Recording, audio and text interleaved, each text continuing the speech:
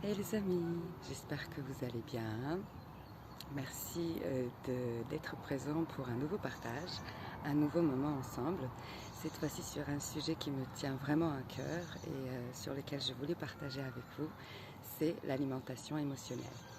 Donc c'est cette dépendance à l'alimentation dans des moments où nos émotions ne sont pas entendues, nous n'arrivons pas à les gérer et nous allons aller vers la nourriture pour nous apaiser. Donc c'est quelque chose qui est très important pour moi parce que j'ai vécu de très longues années de cette façon-là. J'ai vécu donc avec des compulsions, avec des envies de sucre, des besoins de chocolat et euh, d'apaisement émotionnel. Quand ça n'allait pas, quand j'étais triste ou autre, j'allais vers le sucre pour apaiser cet état de mal-être intérieur. En plus, ensuite, quand les enfants sont arrivés avec l'épuisement et la fatigue, je suis continuée à aller vers le sucre et vers les gâteaux pour tenir des journées intenses et donc voilà, ça a continué le cycle. Aujourd'hui, je suis en gratitude et fière de pouvoir dire que j'ai pu retrouver une alimentation saine, équilibrée et détachée de toute l'énergie ou de toute dépendance affective. Donc aujourd'hui, si je me sens triste, ça arrive encore bien sûr, si je me sens triste, je ne me sens pas bien, je suis fatiguée, frustrée, fâchée, peu importe, je vais l'accueillir, je vais m'asseoir avec moi, je vais accepter cet état. J'ai appris à gérer mes états émotionnels, j'ai appris à adoucir le passé, à pardonner certaines choses et enfin à me donner à moi-même ce que je n'ai pas forcément eu à certains moments. Donc pour vous dire un petit peu classiquement, comme je vous disais, l'alimentation émotionnelle, ça peut prendre tout aspect. On est tous très différents, donc on va avoir tous des réactions très différentes. Chez moi, c'était donc cette compulsivité à aller vers le sucre dès il y avait eu de l'insatisfaction chronique chez moi, une espèce de soupir de mélancolie. Et donc c'était lié à plein de choses, à ma vie de réfugié, à plein d'insécurité, de perte ou d'abandon. Et donc c'était le sucre, le chocolat, les gâteaux, tout ce qui était doux, sucré, qui me rassurait et qui me faisait me calmer. Je suis morte de rire parce que j'ai un petit visiteur, j'ai un petit chat, je vous le montre. Il est en train de se balader. Moi je suis posée et lui il est là, il est venu en invité. C'est trop fort. Donc il fait comme chez lui. Donc vous étonnez pas, vous voyez sa queue. Donc je vous disais, ça peut prendre différentes formes en fait. Chez tout le monde, on n'est pas tous pareils. Donc chez moi c'était ça, aller vers le chocolat, aller vers le sucre, manger la nuit. Je me levais la nuit quand j'allaitais, je mangeais des muffins, du chocolat, les yeux fermés, à moitié endormi quoi. Et il y a un espèce de gros poids dessus, c'est la culpabilité. C'est qu'on n'a pas envie d'aller vers ce type d'aliment, vraiment pour de vrai. On n'a pas envie d'être dépendant de cette douceur pour aller mieux. On n'a pas envie de ruiner sa santé, de grossir, on n'a pas envie de tout ça pour de vrai. On essaie juste de s'apaiser sur le moment et c'est plutôt compulsif, donc on a du mal à se contrôler. Ça m'arrivait d'aller vers mes placards, d'ouvrir le placard, de dire non Marina, refermer et repartir. Revenir, ouvrir, non Marina, refermer, repartir. Le frigo pareil. C'est une espèce de compulsion qui nous tire avec ce mal-être vers cette douceur. Donc, peu importe la forme que ça peut prendre chez vous, à quelle heure, comment, avec quel aliment, si vous n'avez pas faim et que vous allez manger parce qu'il y a quelque chose qui ne va pas, c'est de l'alimentation émotionnelle. Donc c'est se nourrir selon son état émotionnel. Donc il y a aussi ce facteur où on a perdu souvent, depuis très longtemps, depuis l'enfance, la sensation de la faim, la vraie sensation de la faim. On nous a cadré à manger le petit déjeuner avant l'école, le déjeuner à midi, le dîner à 19h et le goûter à 16h, 16h30. C'est très précis parce que ça doit rentrer dans la routine et dans le mouvement que nous nous sommes imposés au niveau du travail, au niveau du rythme de notre vie. Mais est-ce qu'on a faim à 8h30? Est-ce qu'on a faim à midi? Est-ce qu'on a faim à 16h30? Et est-ce qu'on a faim à 19h? Et de quoi on a faim? On a perdu ça. on a perdu ce contact avec notre corps qui nous dit, notre corps communique avec nous, nous donne ce qu'on a besoin, nous donne l'information, nos envies un petit peu instinctives. C'est notre corps qui nous dit oui, ce légume, ce produit, un peu plus de viande, un peu moins de viande, du poisson, de l'huile. Voilà, il y a quelque chose de l'ordre de l'écoute fine. Mais pour retrouver cette écoute fine, donc, nous allons passer par plusieurs phases. Et surtout, en entamant ce travail sur soi, être doux avec soi et patient. Donnez-vous du temps. Vraiment, pour moi, la première chose que j'ai faite, c'est gérer la culpabilité. Sur tous les plans de ma vie. Comprendre ce que c'est la culpabilité. J'en ai fait des vidéos sur YouTube, vous pouvez aller regarder.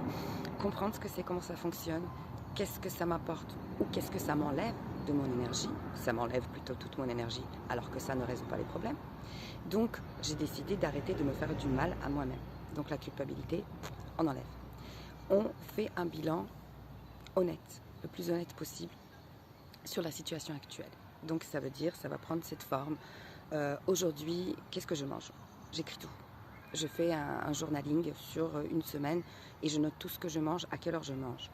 Sans jugement, en essayant de garder un recul, juste, c'est des infos.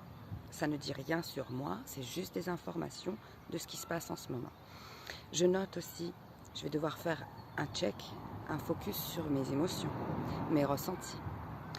Et du coup, je vais pouvoir observer à quel moment, par rapport à quelle émotion, je suis allée vers la nourriture. C'est vraiment poser les choses, faire un bilan à plat pour pouvoir être honnête avec soi, voir où on en est et ensuite pouvoir agir dessus, mettre du changement, de l'évolution, de la compréhension et de la douceur.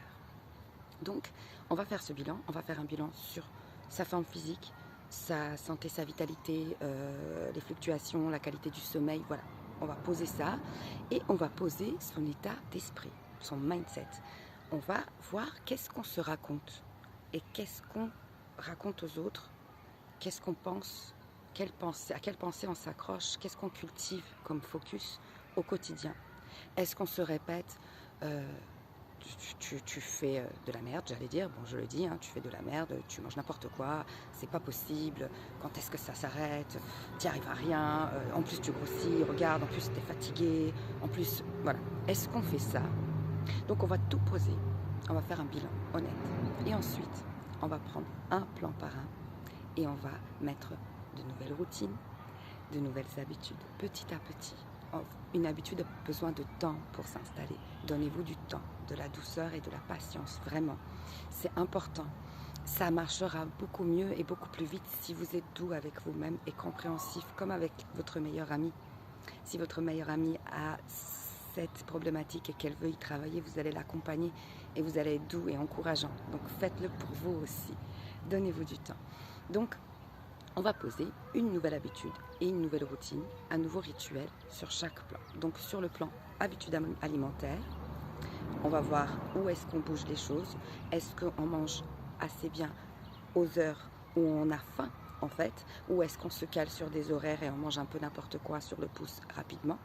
La qualité de notre alimentation, la quantité dans nos repas, est-ce qu'on fractionne assez, est-ce que on a des chutes du coup, on fait des pics de glycémie, excusez-moi, on fait de l'hypoglycémie et du coup on va forcément vers une barre chocolatée, vers un sucre, vers un soda.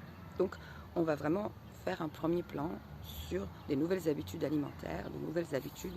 Donc on va préparer les repas à l'avance, on va réfléchir avant de faire les courses, on va jamais faire les courses quand on a faim, parce qu'on va acheter n'importe quoi. Donc il y a toutes ces petites choses à mettre en place très simples, mais qui font une grande différence dans le quotidien. Ensuite, on va faire un plan sur nos ressentis, nos émotions. Comment je me sens? Ma satisfaction. De 0 à 10, est-ce que je suis satisfaite de ma vie, de ma façon de vivre, de mon entourage, de mes amis, de ma profession? Un peu tout. Ma satisfaction émotionnelle et mes ressentis. Est-ce que je m'accroche à des émotions que je n'ai pas digérées? Est-ce que je dois aller voir un petit peu dans le passé, pardonner, me pardonner, accepter? Et là, on va avoir l'utilisation d'outils hyper performants, comme je vous disais, l'EFT, le tapping, les affirmations, le journaling. Vraiment, il y a des choses qui marchent super bien. Et ensuite, on va aller sur la forme physique, la santé, la vitalité. Est-ce qu'on a déjà des choses qui se sont mises en place dans notre corps à cause de cette alimentation déréglée et notre rythme de vie un petit peu bancal, où on a besoin de travailler dessus. Donc, qu'est-ce qu'on doit nourrir?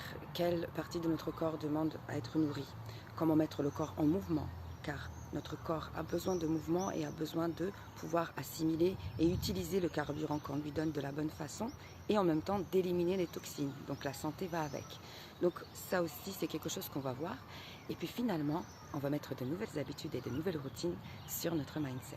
On va mettre de nouvelles phrases en place. On ne va plus se dire tu ne fais rien, tu n'y arrives pas, t'es nul, t'es naze, t'es grosse, inutile. Non, non, non. On va commencer à se parler comme notre meilleur ami nous parle.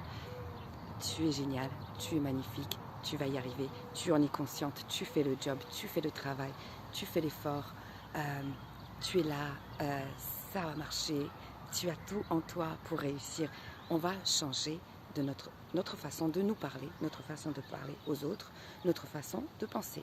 On va regarder un petit peu les pensées récurrentes par rapport à l'alimentation, par rapport à ses besoins émotionnels et on va aller y travailler. Donc c'est vraiment un plan en plusieurs étapes où à chaque étape, on va regarder ce qui se passe honnêtement et ensuite on va mettre de nouvelles habitudes, de nouvelles routines, de la compréhension de ce qui se passe en nous. Vraiment se détacher et comprendre ce qui se passe au niveau de notre cerveau, au niveau des sécrétions hormonales, au niveau des besoins et des habitudes que nous avons installés depuis très longtemps, parfois depuis 20, 30, 40 ans. Donc il nous faut du temps pour mettre de nouvelles habitudes et des nouvelles choses en place et on y va doucement. Mais vraiment comprendre cette dimension de guérison, on va dire d'apaisement émotionnel qui, du fond de la source, provoque ce besoin d'apaisement par la nourriture. Donc on peut mettre des régimes en place, on peut changer son alimentation, on peut forcer ce côté-là, mais si nous ne sommes pas allés mettre du doux, soigner, guérir le passé, ça ne fonctionnera pas sur la longueur. Nous allons reprendre nos mauvaises habitudes malheureusement parce que c'est compulsif. Donc voilà, j'espère que cette vidéo pourra vous aider, j'espère que mon partage d'expérience pourra servir. Je vous embrasse, je vous souhaite une magnifique semaine et on se voit très vite pour de nouveaux moments. Bisous!